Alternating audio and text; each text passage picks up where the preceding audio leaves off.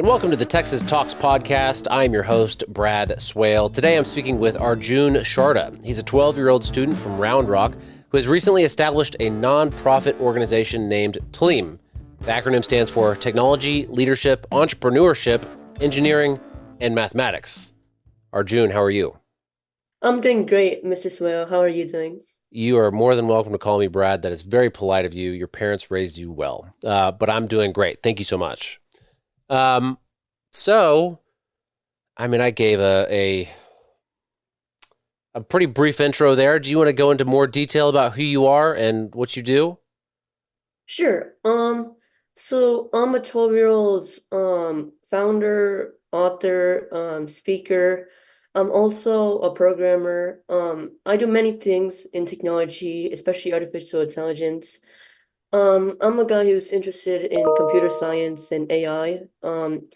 I do programming, and I also founded a nonprofit organization called TLEEM.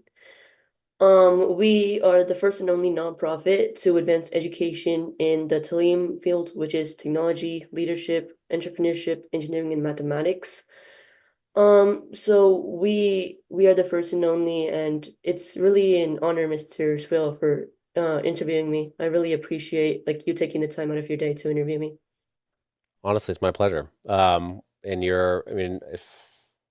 trying to think about what I was doing when I was 12 years old. Then again, we didn't have AI back when I was 12, so I didn't even stand a chance. All right, so I guess this is news to me. TLEEM, Technology, Leadership, Entrepreneurship, Engineering, and Mathematics. You're describing that as a sort of a field of study. Is that right? Is that what you said? Yes. And it makes me think of STEM, which is maybe more commonly known, science, technology, engineering, and mathematics, right? Yes. So there's got to be crossover a little bit between STEM and TLEEM. Is TLEEM more, should people focus less on STEM and more on TLEEM? Is that like old news? So the TLEEM fields, the reason I founded it, honestly, I used to before founding TLEEM, I used to attend Running Bushy Middle School.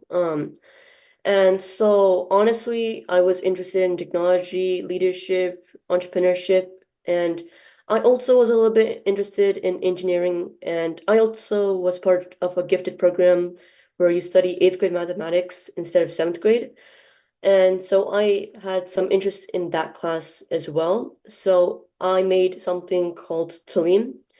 It was unofficial. It was just kind of small. I just made it as that, and I thought of, hey, what if I make a nonprofit about this? Because at the same time, there was one problem in our school. There weren't much clubs, of technology, leadership, entrepreneurship, basically the TLEEM fields. There weren't much clubs, and what happens when there's not much resources for your passion?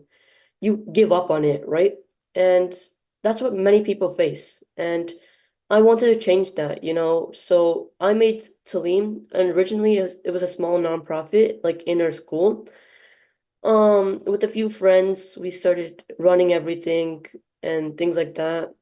Unfortunately, though, in late October, I had to move to Round Rock. But we like me and my friends, we hosted the club virtually, and I filed for with the Texas Secretary of State on October 29th, 2023, with the help of my mom. She was really supportive and helpful for helping make Talim. Um, we started posting on online forums and stuff like, hey, we are this organization. We have a goal to advance education in the TLEEM fields. We started getting volunteers, internationally. We first went international on November 27th, 2023. And things have been going upward from that. I've been trying to, add more stuff. Like I have a student life. One part, doing school. The other part is, having a passion life where I can do things like Talim, programming, other hobbies. Well, that is impressive. So, technology, leadership, entrepreneurship, engineering, mathematics. You talk about how you're a programmer. Um, and you're especially interested in AI.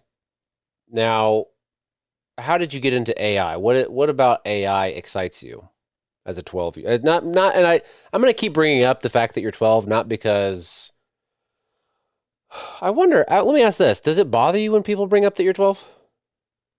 Honestly, I'm not bothered. It's just that sometimes I get barred from opportunities, because Sure. of my age. But Yeah. I'm fine. Like if you're You, using but that. I guess the point that I'm making is you understand the uniqueness of. I mean, we're all unique, right? But you understand how you are especially unique, being a 12-year-old who is doing all of these things, right?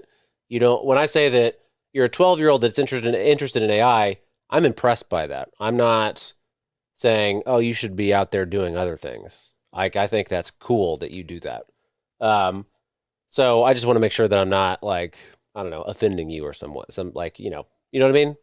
No, Mr. Swill, you're in the clear. I mean, I'm not offended at all. All right. So how did you? What about AI excites you as a 12-year-old, and just as you as a person? Great question. Like Steve Jobs, he revolutionized technology, right? He Sure. made Apple, he made the iPhone. This computer I'm using is a MacBook as well. So he made many revolutionary things in the tech fields. Now, the thing that made me want to go into AI is, AI is trending, these online software like ChatGPT and stuff. I want to do something similar like Steve Jobs in AI, make something like robots and stuff, powering a robot that you can command. I think it really interests me. So something like iRobot. Yeah. Um, what are there's three rules for artificial intelligence, and I can't remember what they are off the top of my head. I bet you know them, but I wonder. Do you think AI is going to be?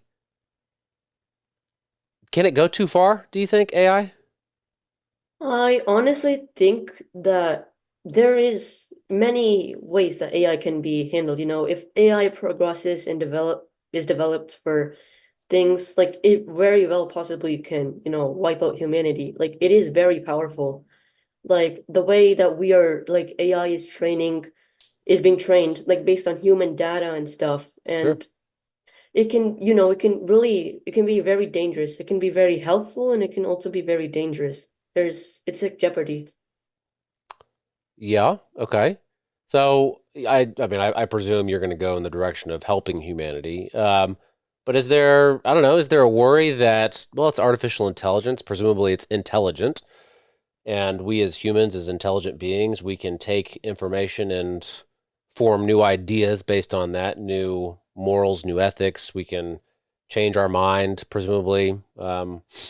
So is there not a worry with artificial intelligence that, you know, well, we're going to go right now it's good, right now it's benevolent, but maybe it changes its mind. Yeah, if it changes too much, if we get so many progressions, Yeah, like I know like a lot of AI is being used to for military purposes.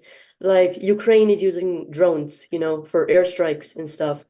Like if it's furthered more, like if it's furthered to even more extents, it can be very deadly if someone wants to, do bad things to the world, especially.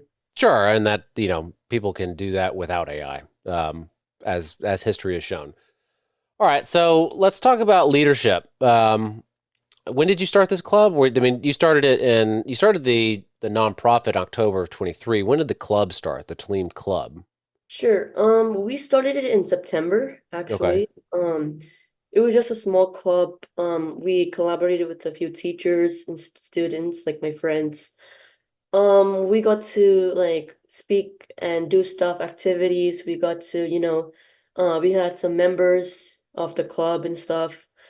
It was going pretty okay, we were getting help, resources, stuff, Teachers were really supportive, especially our assistant principal at that time was very supportive of our stuff. He even let us speak in front of all of seventh grade at that time, which was a major thing for Yeah. us because we were just a small club. And so it was, a club that we were trying to get more people. I think we were doing stuff like technology, and we were doing things like, I think technology at the moment we were doing. We were doing things like that. We were helping people, especially we were helping them with skills, getting people interested in AI or technology. We even helped, I think, sixth graders and stuff. So the people entering middle school as well to get a little bit passionate and, have like be able to develop their skills at that Yeah. time. So the technology, the entrepreneurship, maybe less so, but technology, engineering, and mathematics, I can see all of those sort of being, I don't know, naturally interesting to a bright middle schooler, right? Especially technology and math, engineering, even. I don't know. That seems like something a bright 12-year-old might be interested in, or middle schooler. Leadership and entrepreneurship, I think, fall outside of that circle a little bit. Not in a bad way. I think it's great that that everything is being lumped into that circle of TLEEM. But what does leadership? What does that mean to, you know, for you? For you, how are you taking on that L in the acronym? How are you taking on leadership? So personally, I thought that, leadership, entrepreneurship, I thought that those both, they're important skills, how to be a leader, even if it's in general life, how to be a leader. Suppose in any scenario, whether it's in the corporate worlds or anywhere, it's really important to be a good leader, Like, I don't think that many organizations emphasize on this. They're just like, like STEM and stuff, they don't really emphasize on how important leadership is, because I've seen in a lot of organizations as well that the good leadership can, bright the company, right? It can become big, it can become more innovative, right? Even the team morales might be better, but worse leadership might, demoralize employees, make less innovation. It's important to know how leadership, whether it's in your personal life, whether it's in the corporate worlds, how you do that, right? How your leadership style is. I think it's really important, and multiple organizations don't talk about it. Sure. So how are you focusing on leadership at the, you know, at TLEEM, the nonprofit, or at your middle school in the club? Like how are you exemplifying leadership? So at Salim, what I'm doing basically is I coordinate with our board of directors. Even with I try inventing new programs. I prefer mostly to have a style where, where people can they feel like they're motivated to make projects, that can change the world. That they're motivated, that they're part of an organization that's going to change the world. And I prefer like having that type of leadership style. Yeah. So you guys get a little. I mean, I guess it's in the grand scheme of things. I don't know. It's a good chunk of money from Google's nonprofit program. Um, and I guess when Google's giving away money, I mean, they have a lot to give away. But my understanding is that I don't think I could go get money from Google. I don't I mean I guess I could if I thought about it, went through the process, started something that they may be interested in, but it's pretty competitive, is my understanding. Um, how did you get that, and why? Why did they believe in you? So we got it because I think we got when we applied, it's open to most nonprofits, but we also like one of the things, like I think it's also because, my mom is really supportive. Like she helped me start the nonprofit, everything, paperwork and stuff. I mean, most people can probably get, the agron. Like, I think it's public. I think that most people can get it. My main thing is that, like, the motivation, the support that I got, especially from my mom and stuff. I really look up to her as an inspiration. They supported us. Google's nonprofit program gave us the ad grant, I guess, and of $10,000 per month. And it really, it's helping us as nonprofits. I honestly think that I just think that, if you have motivation, if you have an ambition, you have motivation, and you want to change the world, you can really do that. Okay. You mentioned that you did that you're an author. You've written. I can't say that about myself, and I am more than twice your age. So, good for you to begin with. And I guess you self-published something called the Salesperson's Direction to Clients. Is that correct? Yes. Yeah, and that's a guidebook aimed at those aspiring to excel in sales. Now, why did you write that? I don't know. I mean, we've talked about a lot of the things that you do, a lot of the things that you're interested in. Um, a lot of that is surrounded around, technology and entrepreneurship, leadership, all that stuff. Hard sciences, maybe. But we haven't talked about sales at all. Well, how did you end up writing a book about sales? I always used to wonder, like, there's a lot of people who talk about, hey, like this iPhone, how do Sure. why do people buy the iPhone, right? Like, why not over Google? Google has, or Samsung, or another phone, they might have better specifications, but why do people buy the iPhone? Like, it's like $1,000, and the Google phone is like much cheaper, or the Samsung phone. So why do people buy Apple? I did an analysis on that, I tried comparing the data of sales of companies like Apple's iPhone and Google's Pixel. And I compared that. I wrote a book about it because a lot of people don't understand that if you want to advertise a product, you need to focus on design, you need to focus on marketing. Steve Jobs, he was a salesperson. He made like the iPhone such a big product. Like everybody says, "Hey, I have an iPhone." It's like it's international. And compared to companies like Google, which might have more better specifications, like better storage or better things as such, people still buy the iPhone, and it's much more expensive. So that's why wrote a book about that. Arjun, can I tell you why people buy the iPhone? Yeah, you can So go ahead. I have an iPhone, right? There it is. You have an iPhone. If you and I text, the text message is blue. If I text someone with a Samsung or a Google, it's green, and that's gross, and I can't stand it, and I don't want to do that to anybody else, right? So I'm going to keep it blue. That's why I have an iPhone. Um, so, well, that's cool. That's cool that you did that. I mean, again, I almost don't believe you that you're 12. And that's a compliment, to be honest. Tell me about your mom. Why? What? I'm a parent. I have three kids. My oldest son is 9 years old. Now I want him to be happy, of course. But what is? I mean, did your parents, your mom? I don't know. Whatever.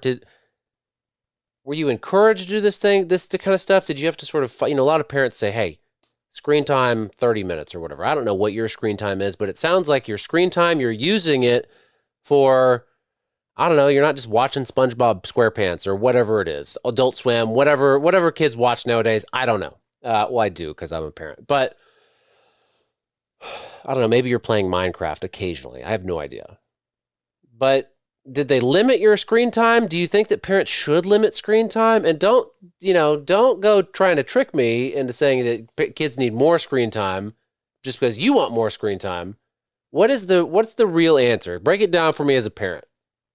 I think that it's a great question, first of all. I think that screen time, it should be, regulated, but at the same time, I think that parents need to give their children some freedom to, explore like their passion and stuff. I think that they need to have that type of thing, especially for people who are motivated, who want to do good stuff.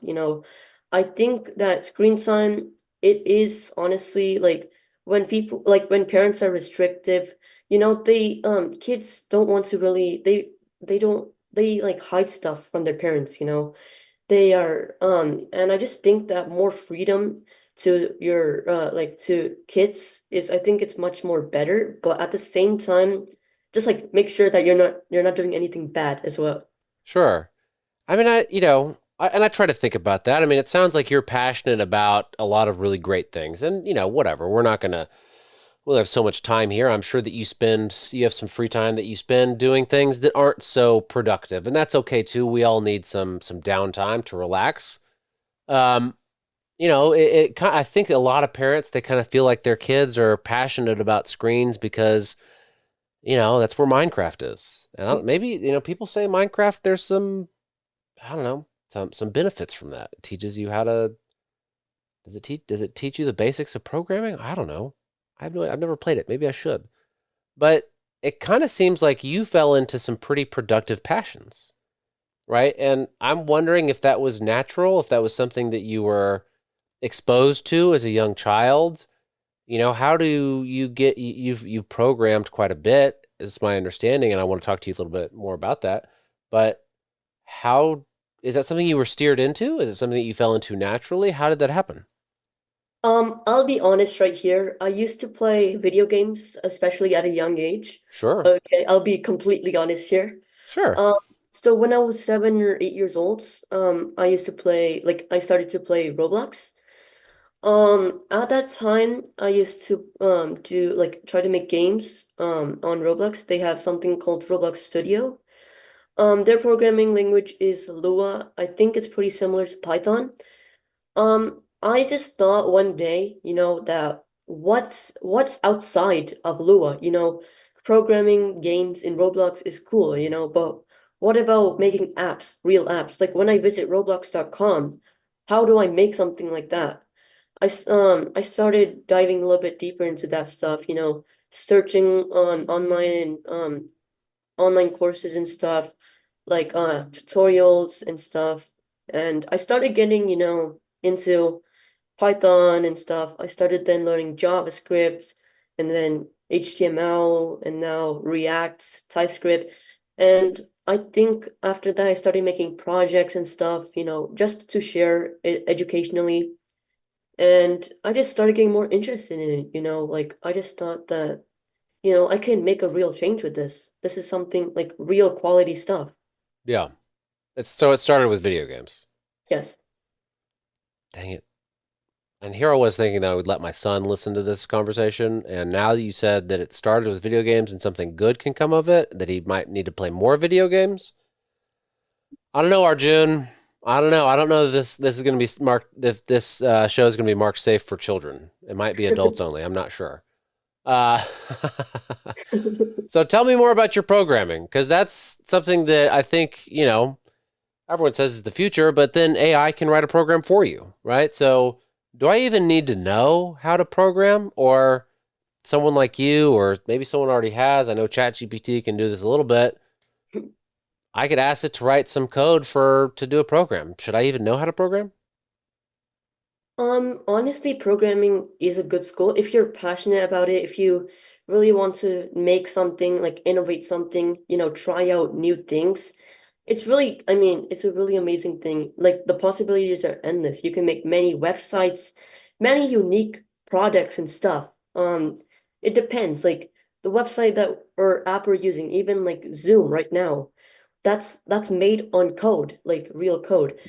And if you have a passion, like, making something like a big app or something, even if it's small, I sometimes, occasionally make websites to surprise my mom, like a happy birthday and stuff. So it's kind of great to know, do that stuff. Arjun, you're embarrassing me because I can't make my mom a website. I guess I could. I could go to Squarespace or something like that and make a website. Arjun, your mom she must be so proud. I mean, I'm sure she is. There's no doubt in my mind that she is. I'm a parent. I know about this sort of stuff. You can trust me. And she probably tells you, and you deserve it. Because you're making websites for her. Did you make her a Valentine's Day website? Because today's Valentine's Day. It's okay if you did. Oh, okay. All right. Okay. We'll edit that part out. We won't. It'll stay in because it'll come out way after Valentine's Day. Good for you, man. That's really good. I hope she So, doesn't see this though, but okay. you hope that she doesn't see this podcast? I She hope she will. doesn't see this episode, at Oh, well, least. she will, but by that time, Valentine's Day will be over. Okay, I'm safe. I'm It'll safe. be a little bit before it comes out. Not too long, but we're recording on Valentine's Day. It's not going to come out today. Um, okay, so back to the more serious stuff. So, so you got TLEEM. It's new, right? You are the founder. You're the I don't know. You do a lot. You're the founder. You're the guy. You're the main dude. You're the inspiration behind TLEEM. You're the guy behind it.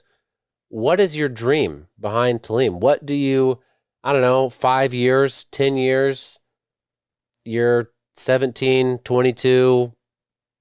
I don't know. Is college even something that you want to do with all of this stuff? It kind of sounds like who needs college? But, don't tell your mom I said that. Um, what do you hope to do with TLEEM? What's the grand idea? Great question. We want to, change the world. It's always been a dream of mine to, change the world. It makes me happy as well. Like if I can make someone else happy, it makes me happy as well.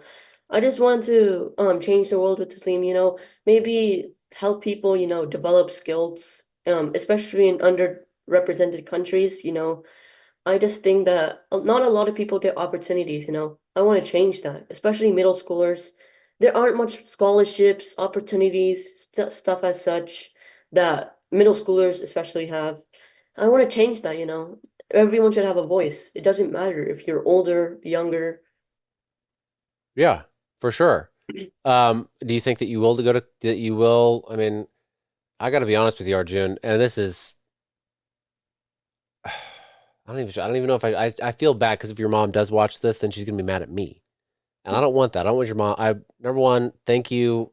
I miss Sharda for listening. If she does listen, I appreciate it. You're our biggest fan at this point. You're my favorite fan at this point. Um, I mean, you're doing so much.